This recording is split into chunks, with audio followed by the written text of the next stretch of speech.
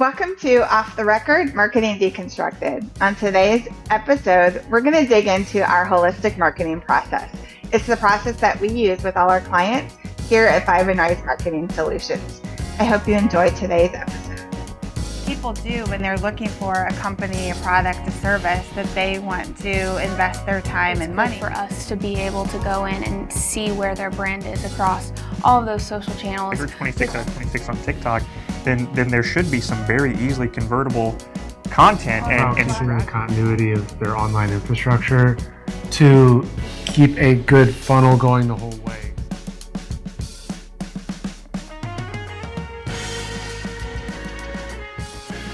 I guess let's talk about our process a little bit from the standpoint of when somebody comes into our universe here at Five and Rise.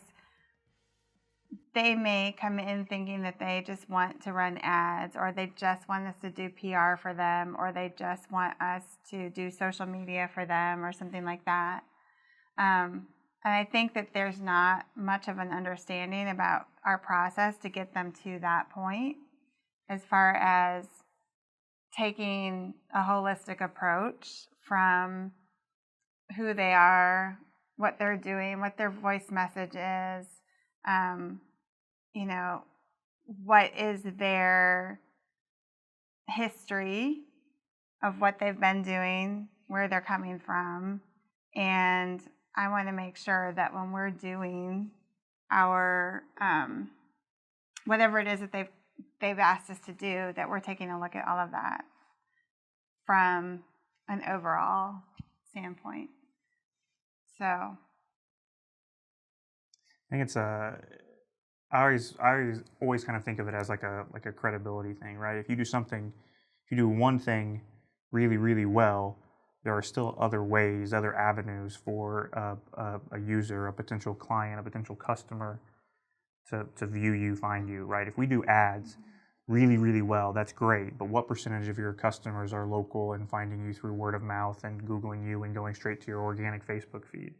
And if that is not as strong as your ads, do you have is that a loss, right? Do you actually lose customers from that vantage point? And then your ads might be doing very well for your ads, but we could bring it all together and everything could be doing better, right? By the end of the whatever time frame, you have all these things working together as opposed to just one thing doing really well.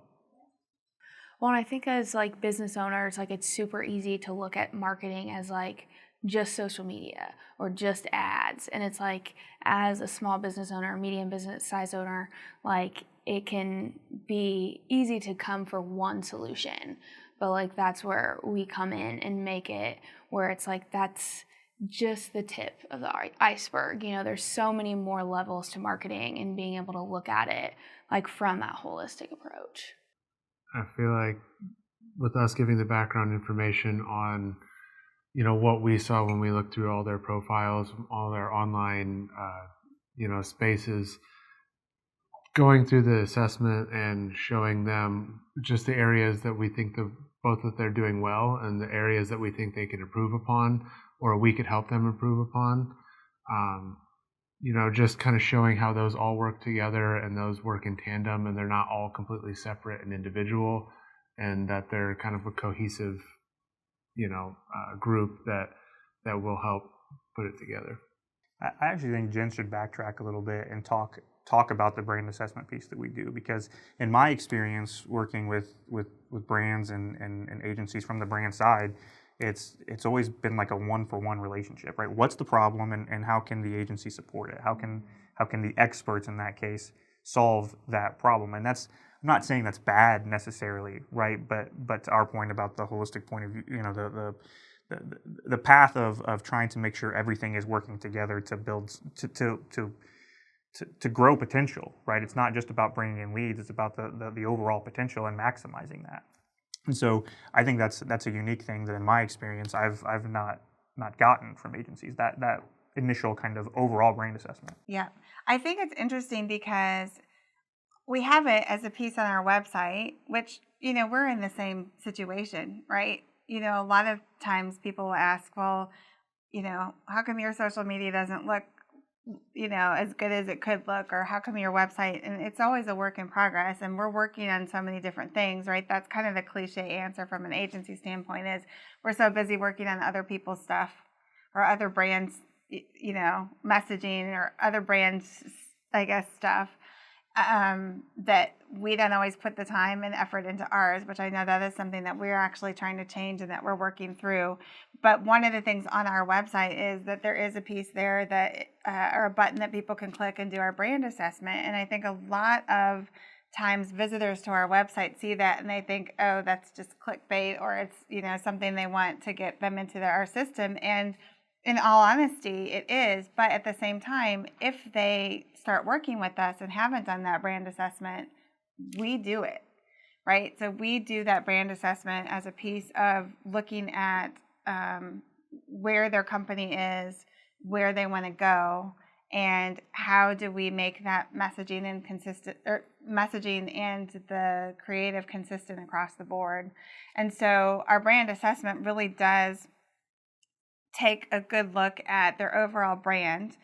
I would say that it's focused more on online, because in this day and age, one of the things that people do when they're looking for a company, a product, a service that they want to invest their time and money in, they go find it online. And so we want to find out what people are seeing. When they Google you, what are they seeing? What's coming up under your name? What's coming up under photos? What's coming up under video? Are you present in all of those areas across Google? When they're going to vet you online and looking at your social media profiles, are you on all of the platforms? Do you have a LinkedIn presence? Do you have an Instagram presence? Do you have a Facebook? Do you have a Twitter/X profile? Are you on Pinterest? Are you on any other things outside of, the standard social media channels that we all work with?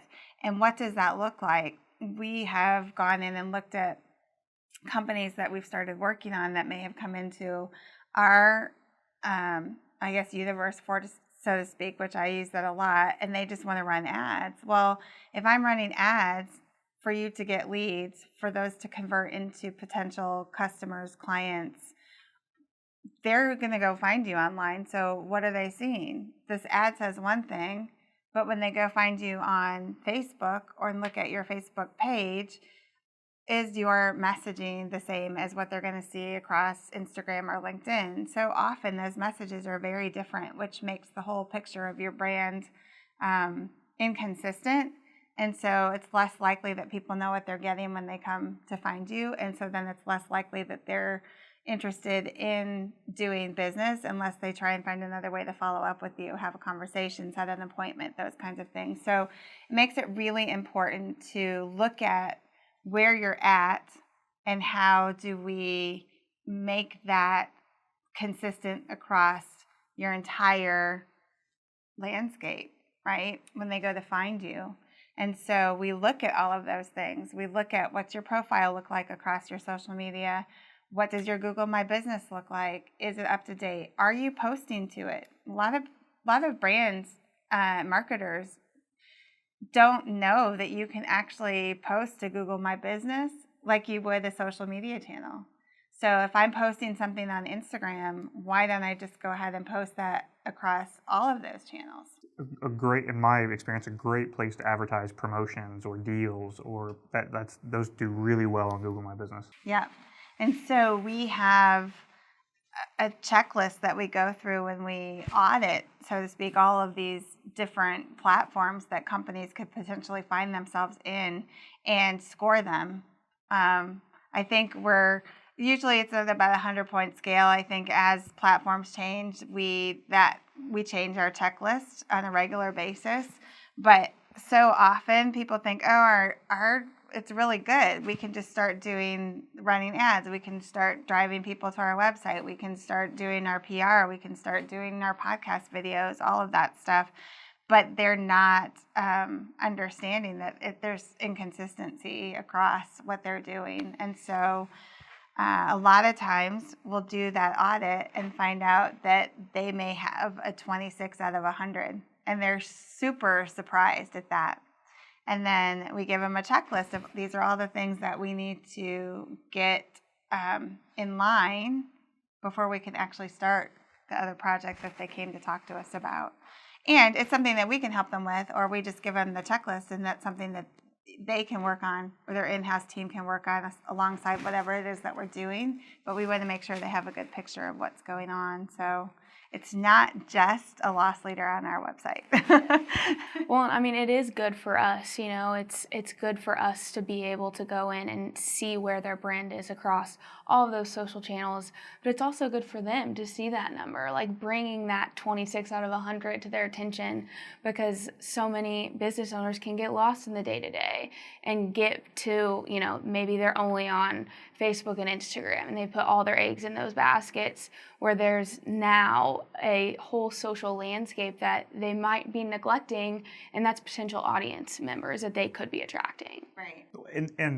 That's super important, because if they're at 26 out of 100, they could be 26 out of 26 on TikTok or whatever, Yeah, right? Like, exactly. and there's nothing wrong with that, right? But that in that situation, right? If you're 26 out of 26 on TikTok, then there should be some very easily convertible content and strategies on other platforms. So again, it's about maximizing that potential. Yeah. Great, you're doing great on TikTok. Keep doing that. Yes. Here's how you convert that into success on other platforms, so that you're now at 52 out of 100, right? And then here's how you add this, and you're at 75, right? Like, it's just building that potential. Yeah.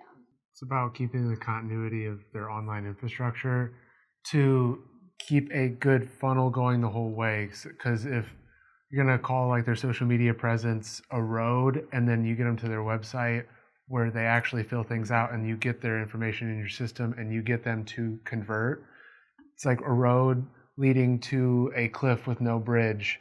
Or if your website's fantastic and there's zero good social presence and the stuff you're doing on there doesn't make sense and it doesn't attract people to your website, then you have a great bridge and there's zero road to get to it. You have to have both of them in order to get people to convert, i.e. the other side of, you know, the cliff, and you want to get them there. But if you do one without the other, or vice versa, then you're kind of not wasting your time, but you're not, you know, maximizing your potential by doing them together. Well, and I think a lot of our clients do come with that intention of like, okay, I need you to run paid ads. Like, they're not converting for me. Like, what's happening?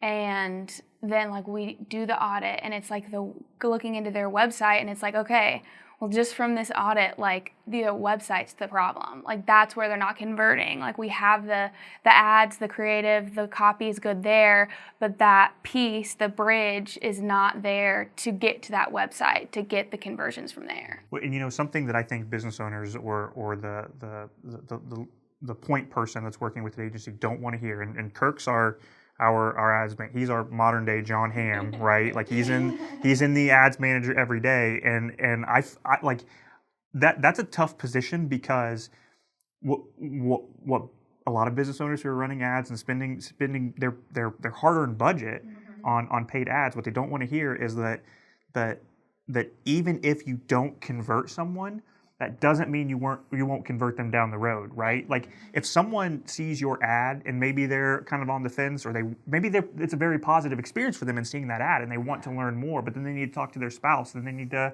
think about their budget or whatever. Yeah. Look at their calendar, right? They could still convert later, and it comes from that ad, but that is not reflected anywhere in the ads manager, right? Or in the dashboard, in the report, right? It doesn't count towards your lowering your cost per conversion, but it still results in a conversion. And that's why it's very important to relay the importance of retargeted ads. Of once you get somebody in the system, maybe they do become a lead off that first one, but they only become a lead, they don't become a converted customer. It's important to have them in your system, targeting them with, you know, occasional texts and emails, just to continue to be in front of them, to be like, hey, I know maybe now's not the time, but in 6 months, when you know, whether that, if it's a chiropractor, maybe your back becomes an issue where you can't go any longer without seeing somebody about it. Now they've continued to see you along the pipeline, and now they go to you because you've stayed in front of them, even with automated means where you haven't actually had to do any work, but once you got them in the system, that down the road it becomes a conversion for you. Well, there's some statistic that says the human brain has to see something 7 times before it actually makes the decision or makes a Google search, and that's just the first step, So it might take 10, 12, 20 times before you actually get someone to take even a Google to your company, or a search on Instagram or TikTok or whatever platform. So it's like those constant touch points.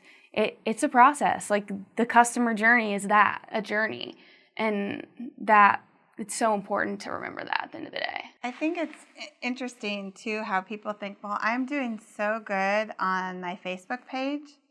And I think about that from a sense of, but who is your ideal client? And who is it that you want to attract? Who is it that when we're doing paid ads that we want to drive to a potential conversion? And if that person isn't on Facebook, and we find out in what we're doing and the research that we're doing that your ideal client is most likely to be found on LinkedIn or on Twitter, it doesn't really help you if your Facebook page looks amazing and is getting a lot of views, because the person that you're actually trying to attract isn't looking for you on Facebook, which is why you need to be consistent across all of the different social media, whether or not that you're on there.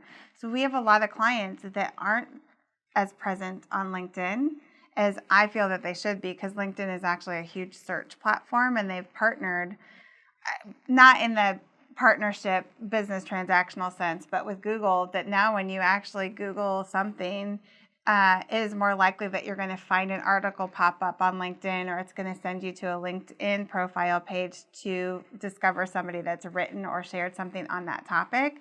And so I think it's really important for people to understand that more and more, when people are vetting you online, it's based on the keywords that they're searching on. And those keywords might lead to your LinkedIn page or your Instagram profile or your Twitter comment that you made recently, or even just something that pops your profile up, right, based on how your profile is set up across all of these different social media channels. And so I think the other thing is that we are in a period of time in 2024 where, because of the pandemic and because of so many people moving online and doing business transactionally, and I speak about this a lot. I was on a podcast recently and we talked about how important it is to get your authentic voice out there, how important it is to start with foundational practices, because more and more people are done just trying to do a transaction online. They actually want to understand who they're getting ready to do business with. I think they want to get to know the person, the company that they want to do business with. It's that whole know, like, and trust factor. And I think there's an element of respect in that as well. And it is such a cliche thing that everybody talks about. Oh, well, first you need to get known, then they need to like you, then they need to trust you in order to do business with you. But more and more, especially with AI coming in there, they want to actually know and feel like a friend of who they're doing business with. And so that's where that authentic message comes through too. Because AI there's a lot that AI can do, but they can't share your authenticity across the digital landscape. That's something that we help brands do. I think that's something that that the people that are doing in-house marketing really need to consider, is how authentic they're coming across when people find them online. I'm gonna get myself in trouble, but I have to ask you this question because all of us grew up. I mean, we've always known social media, right? So Are you saying that I'm sorry. See, I knew it was going to happen, but it's a relevant question. It's a relevant question. To that point about authenticity, and I'm going to make a kind of a broad assumption here, which is that, kind of the earlier trainings in marketing, right, and thinking of schooling and thinking of, kind of the resources that were available for marketing tactics, right? A lot of traditional media and those things. I'm going to guess that the belief was to stay away from that authenticity, right? To almost make it specifically about the product service, right? Just in the way that you only have 30 seconds on TV, right? As opposed to your timeline on Twitter lives forever. Sure. So it was very much about get to the point, get to the selling point quickly, and get to it, make it big. Is that a fair assessment? Whereas you don't have to do that anymore because of all the resources available. I think that that's a fair assessment. I think also you're finding that the online world and social media world is so prevalent and in people's faces that the shortened attention spans kind of play into that as well. And so there's so much out there now that in order to put yourself ahead of your competition or that next person in line or that next reel that I'm scrolling past or whatnot, people really are now starting to differentiate between somebody that's just throwing the product out there or sharing their experience with it, which is most likely going to be a paid experience. So now they're trying to sort through all of that and find that authentic message that they want to do business with. So it's kind of that cyclical thing, right? I think that everything has a cycle, and marketing certainly has a cycle. And I think also people want to form relationships with people now more than ever, especially because we were kind of held back from forming those relationships for 2+ years, right? And so now we want to get back out and form those relationships and do business in person, or if we're not in person, we want to feel like we're in person when we're seeing people on social media. So I think that that's really important. Well, and we've seen the effect that it's had on not only like me as a person, but like as a human race, the part of like what the pandemic has done to our mental health, So like that brings up like a whole nother conversation of just being able to have like that social piece, even if it is virtual. I also think that knowing your product and how people interact with it are very important to that, because certain things aren't going to go back to the way they were. People are going to continue to go to DoorDash and get food. They're not going to have interaction with the restaurant at all. They might see the McDonald's, 30-second ad and be like, it is lunchtime. But they're going to go, a lot of people are just going to go directly, and they're going to have a middleman between, so they're not even going to actually interact with your business besides the product. And so that you can kind of still have that online transactional where you can go reach people where they're at, and then there's zero interaction other than that. But for somebody who might be a service professional, they are going to want that quick transactional attention getting piece of it. But then you do have to, like you've been saying, gain their trust afterwards, because I think people are, after the pandemic, maybe even a little bit more choosy about who that they're going to go interact with and who they're going to be in person with and who they're going to do business with, because there's so much time spent away from that now they kind of value that time a little bit more. So they're going to go online, they're going to look at your whole profile. If they're doing something that especially has anything to do with their health or has anything to do with a long-term physical interaction, that they're going to keep coming back to. I think that knowing your product and knowing how people are going to interact with it is a huge factor in it. I think in some ways society was already kind of trending that direction for the decade or so prior. That escalated it, that kind of blew it up. Yeah. But I mean, if you think about, again, as the generation that kind of grew up learning social media, I mean, that was the opportunity for, there were 200 kids in my graduating class, right? And I was not friends with 200 kids, but for some reason Facebook said I was, right? And you get that exposure, and you learn about them, and there's at least a sense of connection because you know these people, or you have more exposure to them than you would have 10 years prior, right? And so the needle was moving that direction, but then you have a global pandemic that just absolutely destroys the gauge, Right. Yeah. And it's changed a lot of different things. But if you look at the ads that ran the last couple of years on the like during the Super Bowl, and you look at the ads that ran this year during the Super Bowl, this year there were a lot more emotional heartstrings being pulled than there have been in the last couple of years. So you can literally see that shift of where the ads are going, the marketing industry is going. It's really pulling on building from an emotional perspective and trying to get to know, because again, all of those Super Bowl ads, we're still going to try and go find out what's going on with those companies online, or we're going to go watch those ads again, or so it's really trying to get a sense of, this is the message that we want to get out there. This is who we are. This is why we do what we do authentically. And then ultimately, I'm going to make the decision to do business with them on a more emotional side of things versus, again, just doing that transaction.